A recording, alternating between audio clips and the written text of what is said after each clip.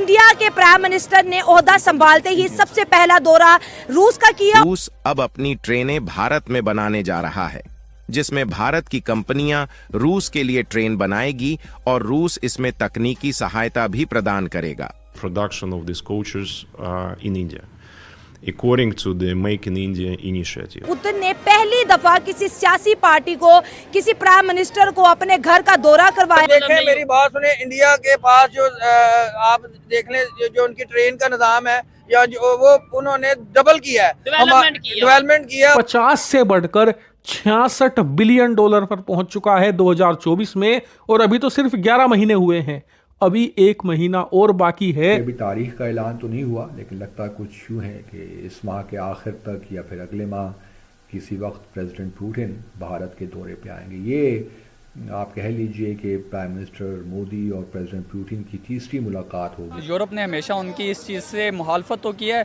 लेकिन खुल के उनके खिलाफ कुछ कर नहीं पाया। अब देखना यह है कि इस जो विजिट है इसका असल मकसद क्या है। तो यूक्रेन भी हो सकता है। और उन्हें वंदे भारत इतनी ज्यादा पसंद आ रही है कि बुलेट ट्रेन के बजाय इंडिया की इसी ट्रेन को अपने देश में चलाना चाहते हैं। और हाल ही में आई इस खबर ने तो दुनिया भर में टहलका ही मचा दिया है।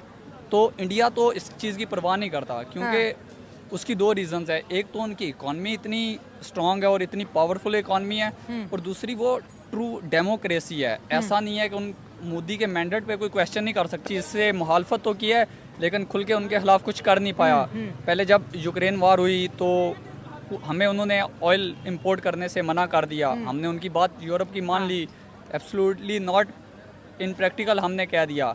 लेकिन इंडिया ने तब भी उनसे पेट्रोल और बाकी चीज़ें इंपोर्ट की और उसको बहुत डिस्काउंटेड प्राइस पे परचेज किया, और बाद में फिर इन्हीं यूरोपियन कंट्रीज़ को उसने बेचा। हाँ, बिल्कुल। हाँ।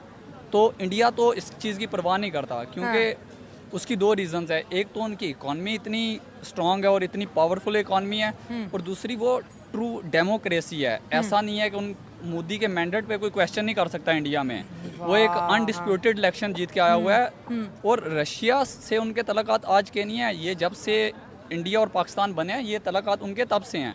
उन्होंने कभी अपनी स्टेट को स्विंग स्टेट नहीं बनाया। वो शुरू से ही रशिया के साथ खड़े हैं। हमारी तरह नहीं है, कभी एक प्राइम मिनिस्टर रशिया जा रहा है, कह रहा है कि हम रशिया से तल्लुकात बनाएंगे, दूसरा आता है कहता है नहीं जी हम यूएसए से तल्लुकात बनाएंगे।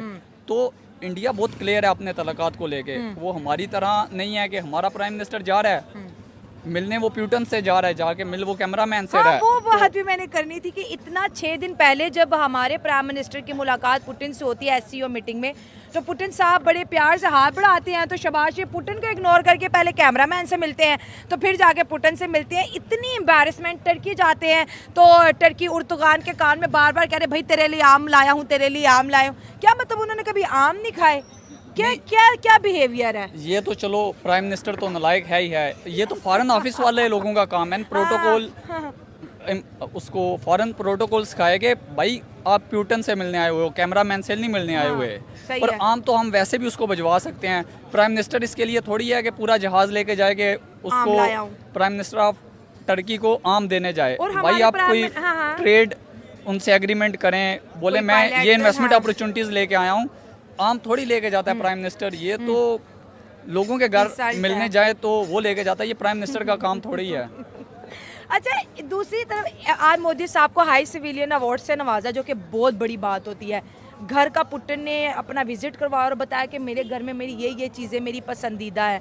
ये चीज़ें और सोशल मीडिया पे बड़ी वायरल हो रही है। इंडिया के प्राइम मिनिस्टर की इतनी इंपॉर्टेंट, और हमारे प्राइम मिनिस्टर अगर कहीं चले जाए तो आधी कंट्रोवर्सी तो उनके खुद की वजह से होती है, और इतनी इंपॉर्टेंस भी नहीं मिलती, और मीटिंग्स में इग्नोर होते हुए नजर आ रहे होते हैं। उसकी वजह ये है ना कि इंडिया कुछ लोग कुछ दो की पॉलिसी पे काम करता है। वो इन्वेस्टमेंट अपॉर्चुनिटीज लेके जाता है। हमारे वाले कशकोल लेके जाएंगे तो वो उसमें बीक डाल के वापस भेज देंगे। अब बेकारी हमारे घर आएगा तो हम तो उसको गेट से ही वापस भेज देंगे ना। कोई मेहमान आएगा तो उसको घर में लेके जाते हैं। मोदी साहब उनके मेहमान थे, हमारे वाला उनका बेकारी बन के गया था, तो उन्होंने वहाँ गेट पे भीख डाली इसके कशकोल में और वापस चलता इसके हकदार भी हैं। मोदी ने बहुत मेहनत की है, स्ट्रगल की अपनी कंट्री के लिए। आप खुद देख लें कि आज से 15 साल पहले अगर आप उनका इंडिया की वैल्यू देख लें, हमारे पाकिस्तान के लेवल पे थे, ठीक है, ये नहीं, थोड़ा पाकिस्तान से भी बेहतर थे, वही ना, कुछ बेहतर थे। लेकिन इस वक्त आप देखी जाएं तो हमारा शायद क्या हुआ?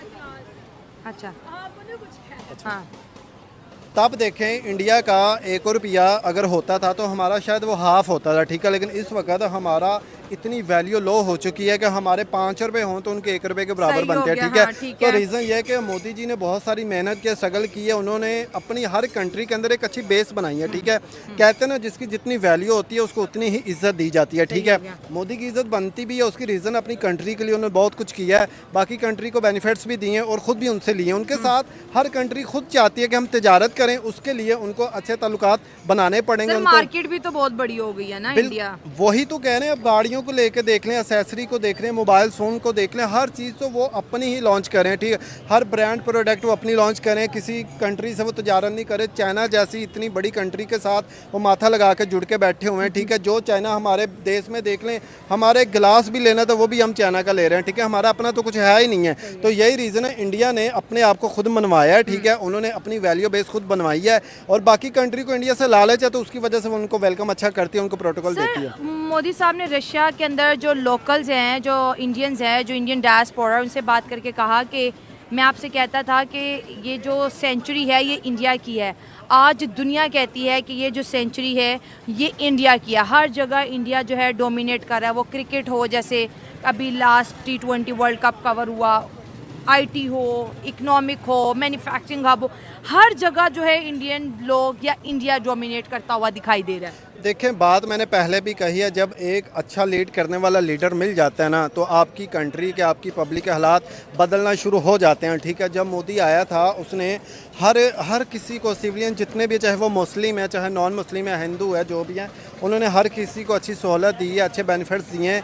आप देख सकते हैं हमारे पाकिस्तानी जितने भी, या कहीं किसी से भी पूछें, हर कोई चाहेगा हम अपनी कंट्री से लीव कर जाए परमानेंटली, ठीक है। लेकिन इंडिया के लोग इतने हैप्पी हैं, खुश। अभी तक आप खबरों में सुनते होंगे कि भारत मेट्रो और बुलेट ट्रेन के कोच दूसरे देशों से इंपोर्ट कर रहा है, लेकिन अब ये धीरे धीरे बीते जमाने की बात होने वाली है।